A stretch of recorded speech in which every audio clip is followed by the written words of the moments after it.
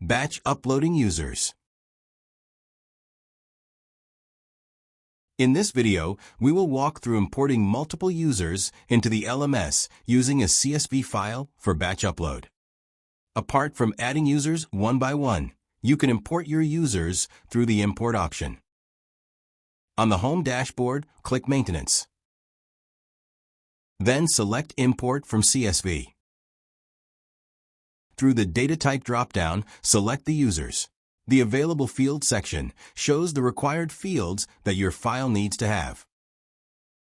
An Excel template for batch upload is available directly within the Learning Management System guide to help you prepare your CSV file correctly, page 10.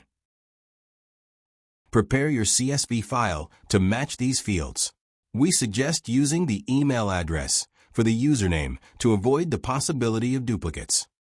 If you leave the password field blank, it will assign a generic password to each user, and they will be prompted to update it at sign-in. Uncheck Suppressed Notifications if you want users to be notified that a profile has been created. Then click Choose File. Select your CSV file and click Import.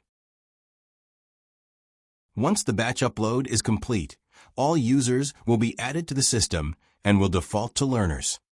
If a user type needs to change, revisit the user icon to modify individual user profiles.